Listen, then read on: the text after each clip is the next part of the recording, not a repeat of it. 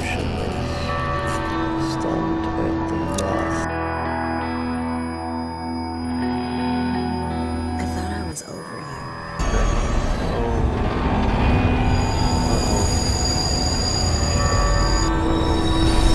There he is. But I have to admit, it was great seeing you after so long.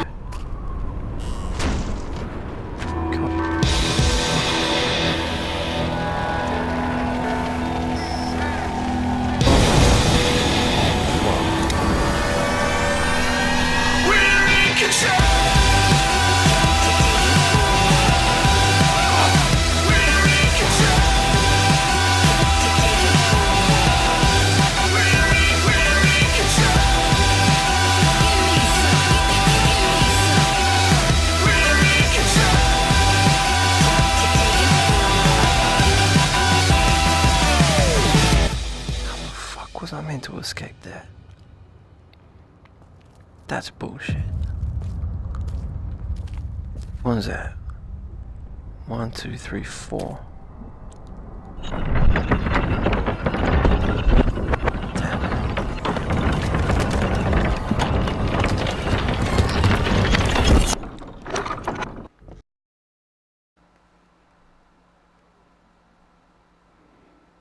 Alright, let's do this.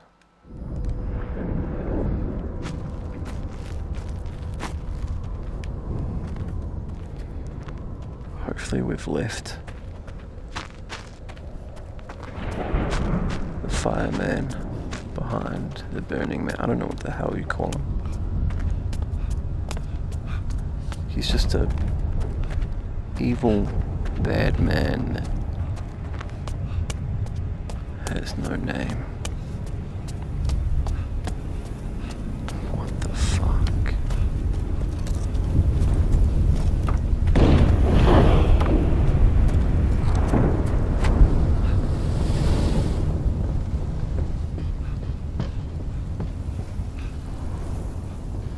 It's just blood.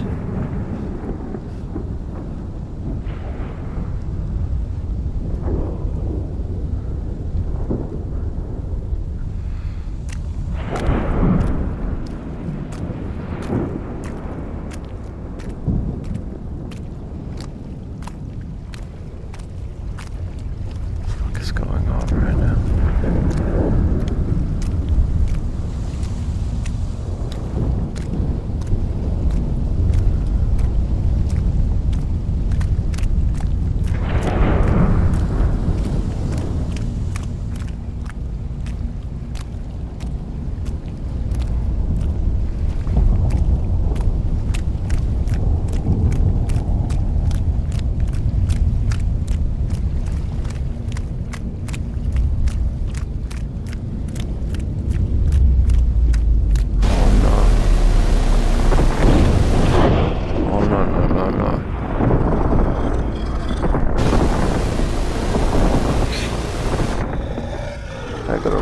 I gotta run, right? I'm sure I gotta run. Oh, I'm not moving. Why am I not moving?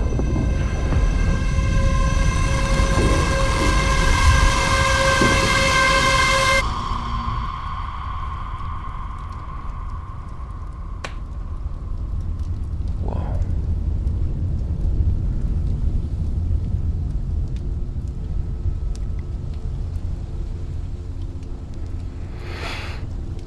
Whoa, okay.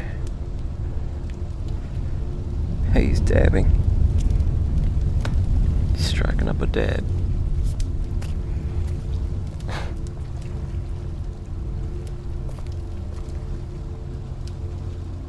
All these people, they're just burned.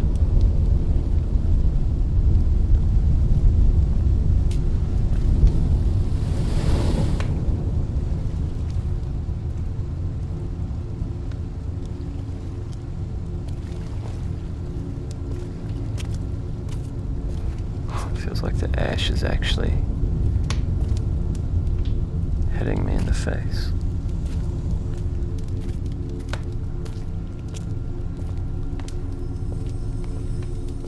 Oh, it's Dana. This was all I found. A dead planet with nothing left of you but ashes. So I went away, and I tried to forgive you.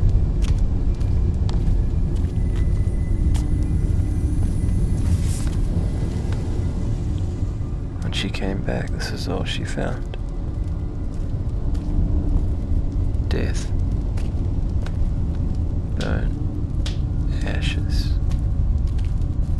And then she tried to forget.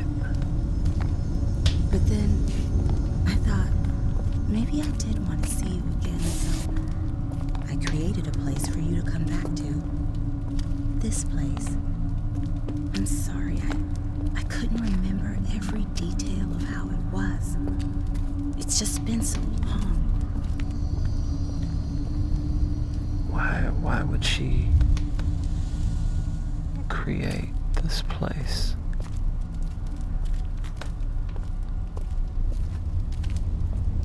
To come back to.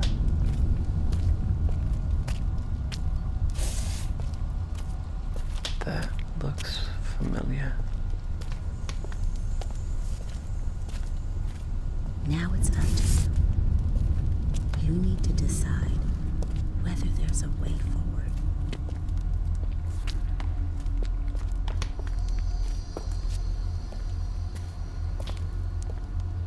So she couldn't remember how it used to be.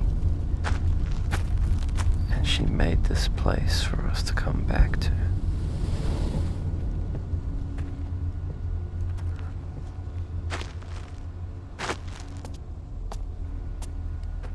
I really don't understand.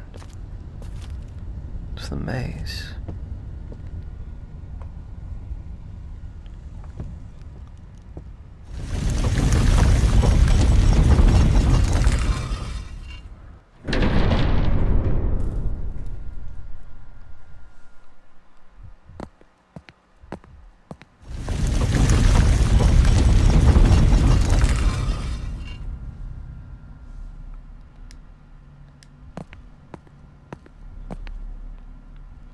It's those dudes fighting each other.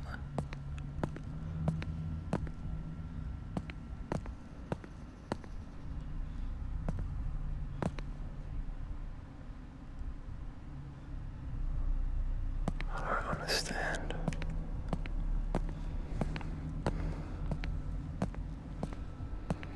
Man, if Choose whether he lives or he dies. Whether everyone lives or everyone stays dead.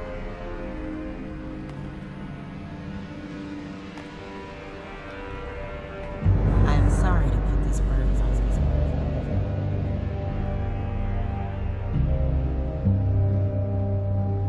whoa.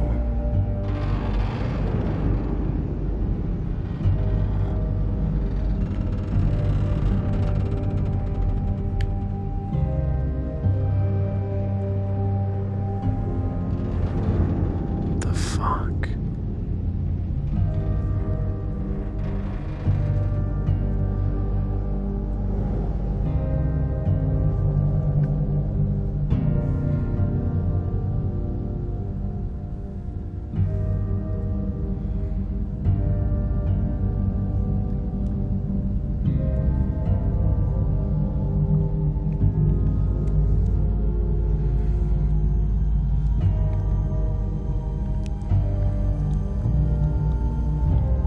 She looks pretty majestic up there.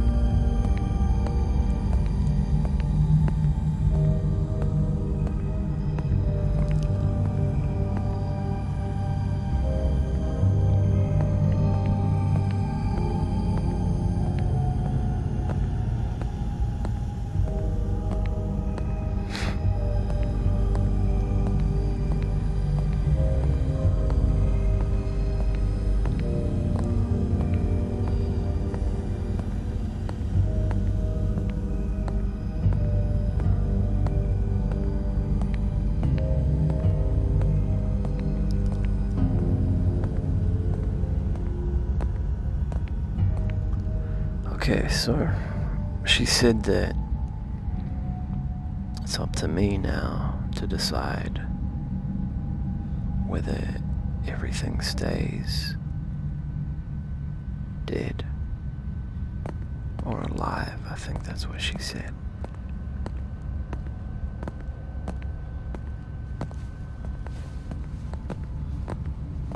Ah, you made it. I knew you could. Buddy, I talked to Dana. I hate to tell you this, but she says this is it for you, pal. You're on the wrong side of the mirror. You and this place, you're gonna go away. But as for where I go, that's all up to you. Take my hand, and I get a second chance. All of us get a second chance. That hammer, that's the other choice. But you don't need to use that, because I've changed. I've learned so much from you. That bully in the sewers, you did the right thing. I see that now. And at the theater, you did everything you could, and all the other things you did in the city. I get it. I understand who I need to be. It's your call, buddy. We're asking you to pull us out. It's what you're here for.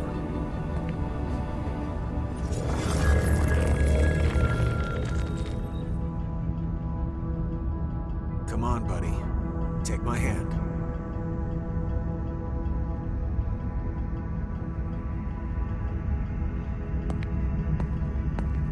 This is your final act. Make it a good one.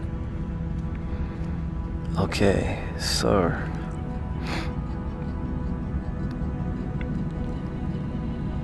Come on, buddy. Take my hand.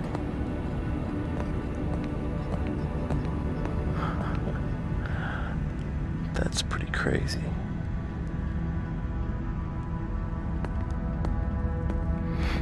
This is your final act.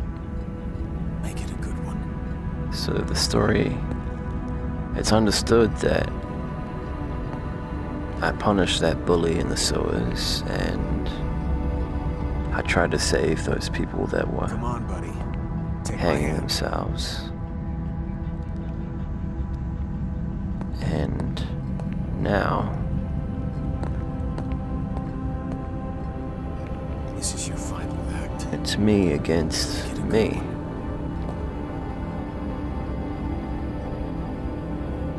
one. So do I smash the mirror? I think what's going on here is he is Come on, buddy. Take my hand. he's the old version of me. This is your final And act. Make it a good one. I have to...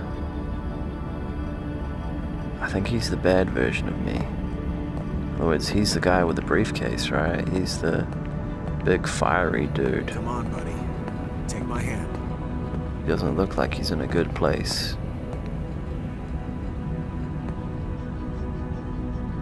Looks like he's in hell. This is your final act. Make it a good one. Looks desperate too.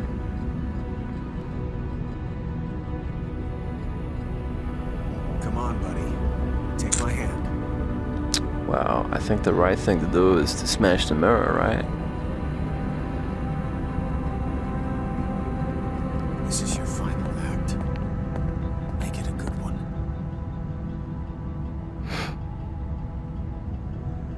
I kind of want to do both choices though, right? Come on, buddy. Take my hand.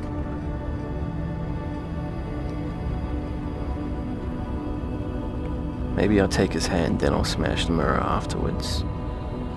I'll come back. This is your final act. Make it a good one. Alright, fuck it, let's take his hand.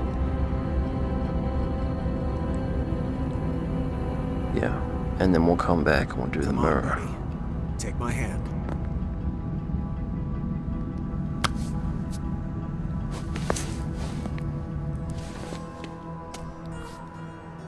Fuck. Thank you, buddy. I can't thank you enough.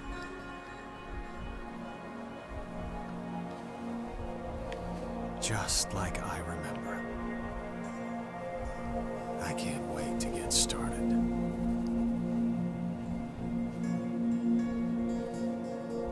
Fuck.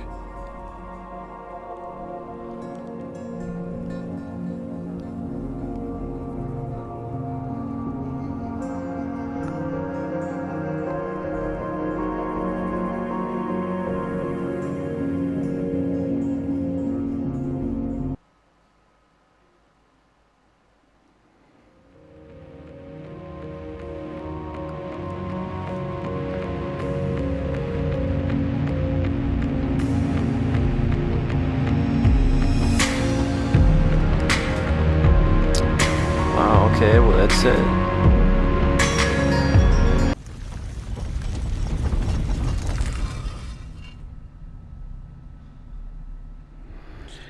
Okay, so like I said, I was gonna jump back in and try the other option just to see what would happen. So, yeah, let's watch this crazy cutscene again and see where it takes us.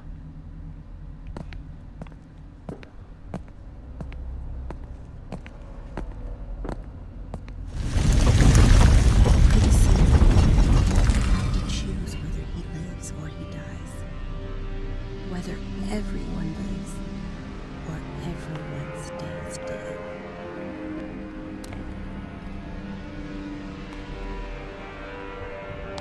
I am sorry to put this burden on. Okay, so she said we choose whether he lives or whether he dies. Whether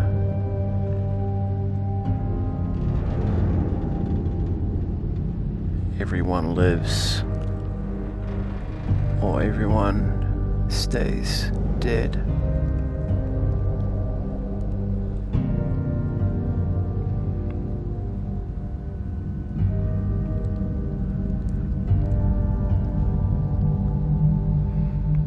So obviously we know what we're gonna do. But let's just talk about what just happened before. Because we pulled him through the mirror, but everything, well, was dark and gloomy, right? And it's like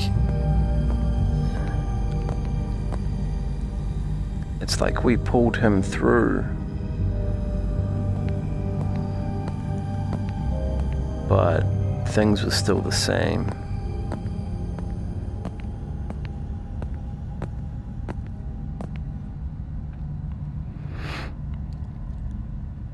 Because we pulled him through, and it's as if we got pulled into his reality. But he could see the world. And he said he can't wait to get started. And it sounded pretty evil, as if he was just gonna make the world as evil as it is right now. Or as evil as we've seen it. So I'm guessing smashing the mirror is the right thing to do. I mean, we gotta see what happens either way. So let's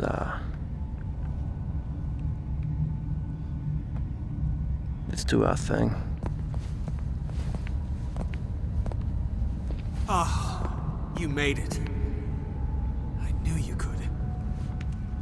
Buddy, I talked to Dana. I hate to tell you She says, this is it for you, pal. You're on the wrong side of the mirror. You and this place, you're gonna go away. But as for where I go, that's all up to you. Take my hand, and I get a second chance. All of us get a second chance. That hammer, that's the other choice. But you don't need to use that, because I've changed. I've learned so much from you. That bully in the sewers, you did the right thing. I see that now. And at the theater, you did everything you could, and all the other things you did in the city. I get it. I understand who I need to be. It's your call, buddy. We're asking you to pull us out. It's what you're here for.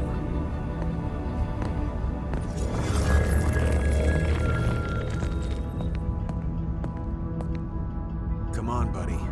Take my hand.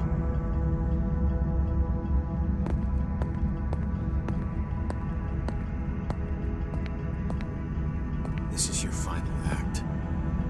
Make it a good one.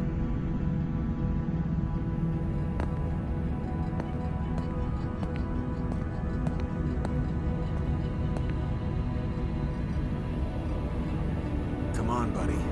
Take my hand. What are you doing? You're not thinking right. You're throwing it all away. Don't do it! Don't do it, buddy!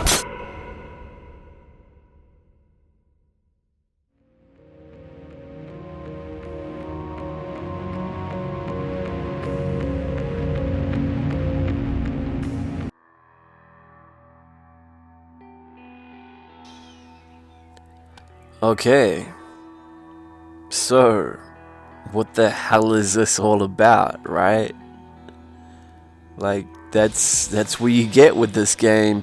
I've been looking on the internet, and I'm seeing a lot of people who have also played the game, and they're like, they've played it, and they're like, okay, what, like, what's the point, right? What's the meaning behind it?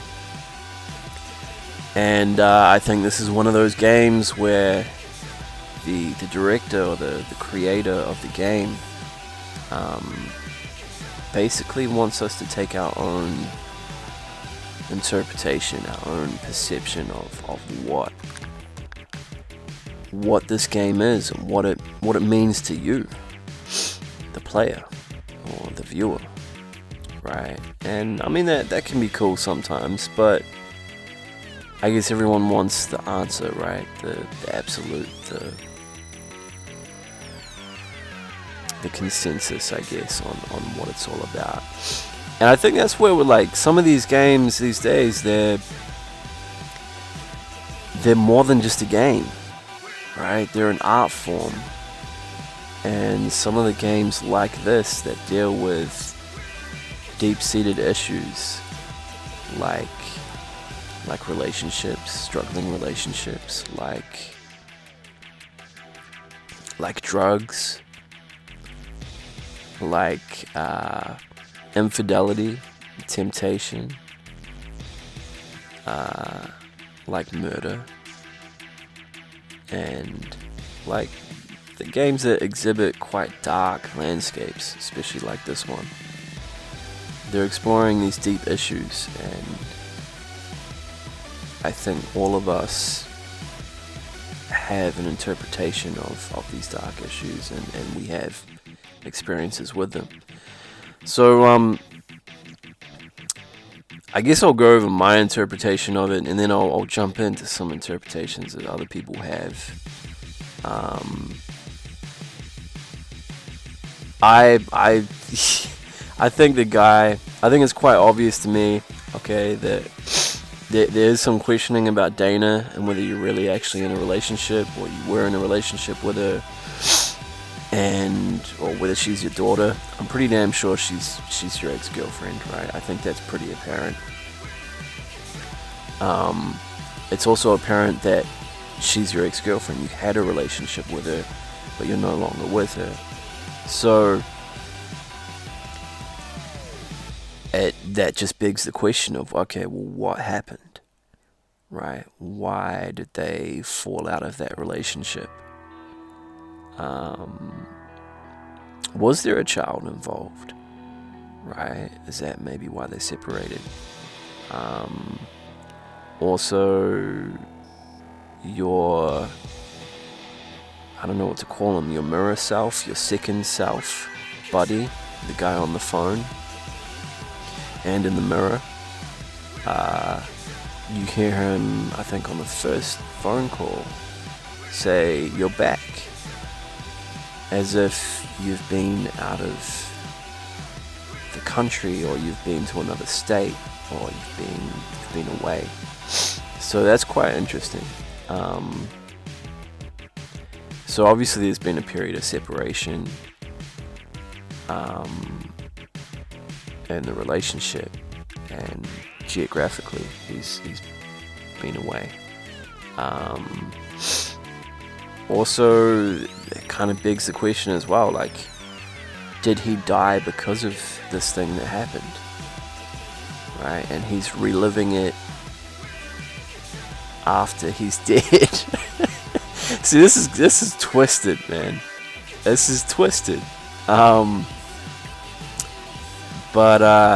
Yeah, and then obviously what I get is, I see the subway. The subway is a big thing, and there's typewriters, and there's newspapers all over the place, and obviously there's notes as well. So I'm feeling like, is he a writer? I know I've probably already said this, but maybe he's a writer.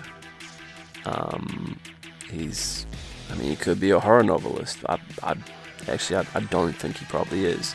I think he's probably just got some really crazy, exhaustive job, or he had an exhaustive job and spent too much time in it, and maybe that affected the relationship. But I felt like something else has happened as well. Maybe he dived into drugs, right? Because we kind of see a lot of drunk people, a lot of people on drugs and fighting. We see the red light district as well, so that begs the question, did he maybe have a relationship with someone else? Yeah, we don't know. I wish there was an answer, and I know some people go crazy over this because they want an answer. They want some absolute answer to what is this, why do these people wear animal masks? What is that? Actually, that's a big thing, animals, right? That these are not humans. They look like they're humans, but they're ultimately acting like animals. So we've got, people acting violently, taking drugs, red light district, sex. We've got people being murdered. I've got all sorts of themes here. And then we also have a man who's pretty much running from himself in a way. I'm pretty damn sure that the Tinder man, or the big fireman with the briefcase and the hat, that is Buddy, right? That is the character that you play. But from a prior existence. I don't know. Maybe before he left the city, he was that man. Maybe that man is why the relationship broke up. Obviously, this is a lot of speculation. I don't know. But it's how I feel. And it's like the whole game, you're kind of running from this man who I'm pretty sure is you. So it's like you're running away from your prior self and the things that you've done in the past. And it's very interesting. It's very philosophical. It's deep. There's a deep meaning there. the question is, wherever this man is, there's fire and there's death. So, you know, like, did this guy cause a fire in a subway station? Right? I don't know. Like, I mean, that's the closest thing I can get to, right? The big question is, what the fuck did this guy do? Right? To mess things up so bad. It's funny because a lot of people have been in that situation before in their life. They've messed things up. So it's definitely something that people can relate to. Now, other people... Yeah, so I guess before I go on to other people... So I think this is a man that's running from himself. And maybe he's had some time away and he's realized he's made mistakes, and now he's in this dream where he's running away from his prior self and he's trying to fix things. But to fix things in the present, he has to accept and acknowledge the wrongdoings of his past. And by doing that, he's reliving it. And he's correcting things. So maybe in the past, maybe he helped that bully in the sewers, right? Instead of punishing the bully. And maybe when people needed help, like in the theater when they're hanging themselves, maybe he didn't help. Maybe he neglected them. But yeah, there's still a lot of what the fuck moments. But I think this is a man on a journey to redemption. Almost like Red Dead Redemption. He's trying to redeem his better self and become a better man. And I think that's what it's about. And at the same time, he wants to get his relationship back at the same time. But I mean, yeah. Now, I've looked at some other people's interpretations, and some of them are like, hell no, like Dana and Buddy don't even exist. That's not what's going on. So let's have a look here. Right, so the only thing I could come up with after thinking about it again is that you are memory fighting to stay alive. So perhaps the tall fire dude with the briefcase represents a professional life that got in the way of a relationship.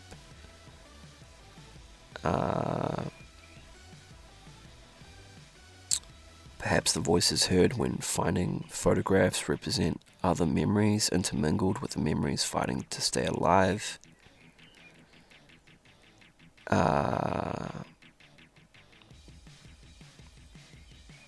When Dana is on the bridge and throws a bunch of papers or photos or whatever, maybe that represents her trying to get rid of old memories. I think that's definitely true, because she is on the bridge at some point. She throws almost like it's love letters or something off the bridge. And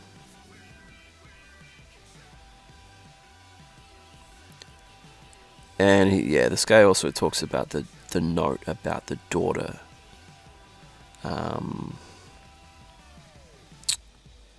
He was also confused whether Dana was the daughter or the relationship, the partner. Also it's interesting. What does the stage show with the hanging have to do with any of this? Is it something about the futility of trying to keep something alive? So obviously you're trying to rescue all the people that are trying to hang themselves. And obviously they just keep coming and coming and coming. Now one really interesting thread on here, which is on Reddit, So many horror stories take up some apocalyptic, otherworldly scenario and put it up as a front, while actually telling a personal story about some individual's struggle or fear or trauma. The end of the world in these stories is not the real end of the world, but the end of someone's world. The apocalypse becomes a metaphor for something terrible that happened to someone. This is a fairly usual motif in horror and thriller stories. Here They Lie does the opposite of that. The characters Dana and Buddy aren't characters at all. They are metaphors for, or harbingers of the apocalypse. Man's time has run out. The doomsday clock has finally hit 12. Tick-tock, 12 o'clock, time to go to sleep. Buddy is us, mankind, civilization, old and faded. When we look in the mirror, he is what we see. He's an absolute average. Dana is life, light, warmth, hope, decency, God. And when the game begins, Dana and Buddy have long ago split up. The world has long ended. She is someplace else, where all the flashbacks and the ending take place. Call it the heavens. The game begins with a conversation between the former lovers. She asks, "I thought we had split for good, but I still enjoy your company. Should we really try again? Is this a good idea? Are you sure you want to go back?" And then she puts you on the train to examine the state of the world, to decide whether or not the world is worth saving. And what a world it is, with no humanity left. All life is animalistic, anonymous and depraved. Naked, masked animals, criminals and lunatics without speech, populating a burned up rubble. Here they lie. Their voice is a typewriter, and the author, you meet him, is one of them, madly typing messages of hopelessness, violence and nihilism. Humanity's voice is the pictures and the audio snippets, young, idealistic. I'm 14 and this is deep. Teenagers, hopeful and blind to the otherwise overwhelming, terrible nature of the civilized world.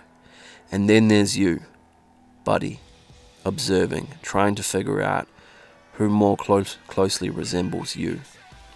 Navigating streets of murderers and whores, wondering what is worth saving, following a trail of sparks and cables to whatever place it is that enables Dana to jumpstart humanity back to life.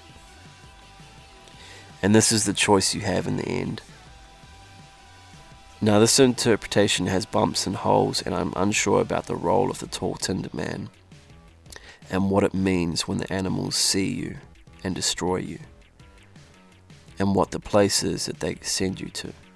But I thought it was quite clear that Dana and Buddy aren't actual people, but images, or perhaps even some sort of gods deciding upon mankind's fate.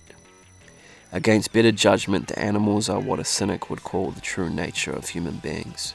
The text messages are their voice, and the pictures are colourful reminders of simpler, idealistic times. Dana is unsure of what to make of it, and leaves the choice to you. But in order to make that choice, you have to travel down into that hell.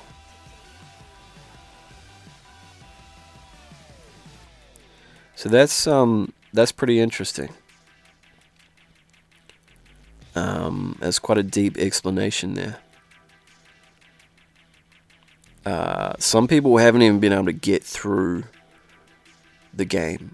Some people played the demo, which I'm not sure if that's still available, but if you have VR, definitely try the demo. Or, I mean, if you've got VR, buy the game, man. It's a great game.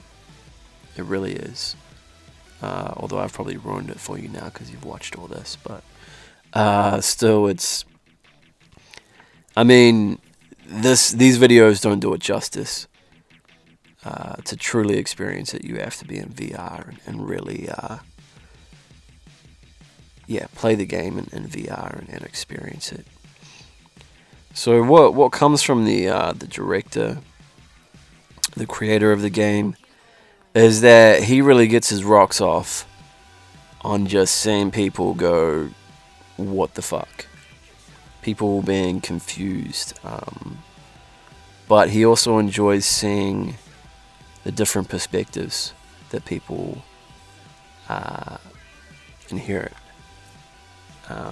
from playing the game and understanding it.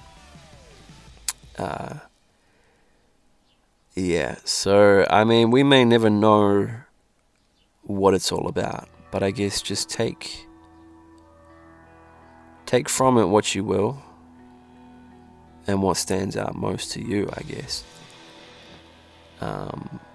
And yeah, once again, if you have VR, then you should definitely buy this game. And yeah, thanks for watching. If you've watched this all the way to the end, then wow, okay, good effort. I hope you enjoyed it, and yeah, if you did, give me a like and maybe subscribe. I will be looking at I'm thinking of doing Resident Evil, playing the Resident Evil game. I tried to play that and I could not. There's moments like, this game's scary, but Resident Evil, oh my goodness, that is yeah, that is something else. That is horrific.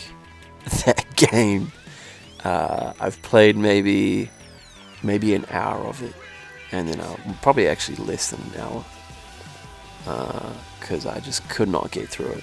Way too fucking scary. But I'm pretty sure I'm gonna try that. Make some videos of it. Probably shit myself. But yeah, good fun. Alright, thanks for watching.